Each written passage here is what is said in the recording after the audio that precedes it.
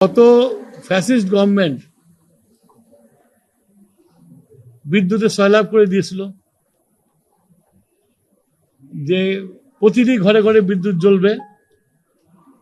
এটা করতে যে এটা যে একটা কারিগরি জিনিস, এটার দিকে তোয়াক্কা করে নাই। আপনার পল্লী বিদ্যুতে লম্বা লম্বা লাইন টেনেছে। একটা ভালো সিস্টেমের জন্য একটা লাইনের ডিস্টেন্স 30 থেকে 35 কিলোমিটার বেশি হওয়া উচিত না, কিন্তু পল্লী বিদ্যুতের আছে 90 কিলোমিটার আছে, 100 কিলোমিটার আছে। ওইটা দিতে হয়, বিদ্যুৎ দিতে হয় বাড়ি বাড়ি। যার ফলে হয়েছে এই যে অপরিকল্পিত লাইনগুলো সৃষ্টি করেছে, এই লাইনগুলো করার জন্য এখন আমরা দেখছি যে আমার উৎপাদন ঠিক আছে, সঞ্চালন ঠিক আছে, কিন্তু বিভিন্ন এলাকাতে অনেক লম্বা দীর্ঘ সময়ের বিদ্যুৎ থাকছে না, যেটাকে সবাই বলছে এটা load shedding. Load shedding is common term, এটাই ব্যবহার করবে, কিন্তু আসলে এটা হলো যে লাইনের ডিফেক্টের জন্য। এই লাইনের ডিফেক্ট হওয়ার জন্য যে শুধু ওই এলাকাতে বিদ্যুৎ থাকে না তা না, এই লাইনের ডিফেক্ট হওয়ার জন্য আমার বিদ্যুৎ সিস্টেমের উপর চাপ পড়ে, আমার ট্রান্সমিশনের উপর চাপ পড়ে, এবং কি আমার জেনারেশনের উপর চাপ পড়ে। এখন আমরা ভারত থেকে প্রায় 2000-এরও বেশি মেগাওয়াট পাওয়ার ইম্পোর্ট করছি।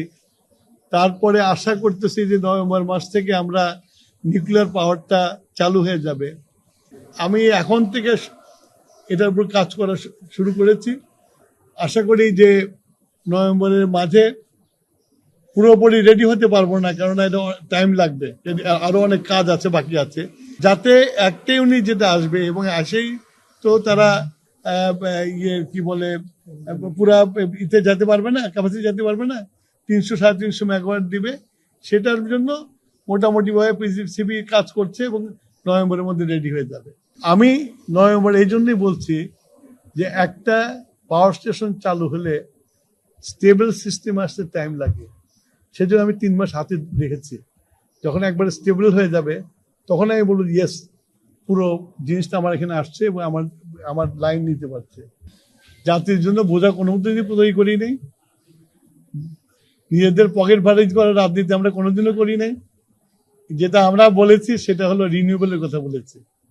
সেটাকে মাথায় রেখে আমরা আমাদের নির্বাচনী ম্যানিফেস্টোতে বলেছি 10,000 মেগাওয়াট আনবো আমরা 5 বছরে, কিন্তু আমাদের সরকারি প্রোগ্রাম মতো আমরা সরকার থেকে ঘোষণা করেছি যে আগামী 30 সালের মধ্যে 5,000 মেগাওয়াট রিনিউয়েবল এনার্জি আনবো আমরা। সুতরাং এটা গলার কাটা হওয়ার কোনো আশঙ্কা নাই, কেননা এটা দেশের কল্যাণে এবং আমাদের যে আস্তে আস্তে রিনিউয়েবল যেতে হবে সেটার শুরু এটা। We have got lot of baggage. এই 18 বছরের নির্বাচনবিহীন সরকার আমাদের উপর অনেক ব্যাগেজ রেখে গেছে, এবং অনেক কন্ট্রাক্ট আমি চেক করে দেখছি যে সেই কন্ট্রাক্টগুলোকে যদি আমি আপাতত যদি বন্ধ করে দিই, তাহলে ওই সংবাদপত্রে পরের দিন সকালে উঠবে যে আজকে অন্ধকার হয়ে গেছে। সুতরাং এগুলোকে আমাদেরকে বিবেচনা করে এগুলোর উপরে অবস্থা নিতে হবে। সরকার চাইলেই, নতুন সরকার চাইলেই স্ক্র্যাপ করে দিতে পারে না। সুতরাং আমরা এগুলোর উপরে কাজ করছি। আমরা লিগ্যাল জিনিসটা আমরা চেক করতেছি, যেগুলো সম্ভব হবে আমরা বুঝবো যে লিগ্যালি এটা করলে আমরা লিগ্যালি আমাদের কোনো বাধা নাই, সেই জিনিসগুলো অবশ্যই করব আমরা।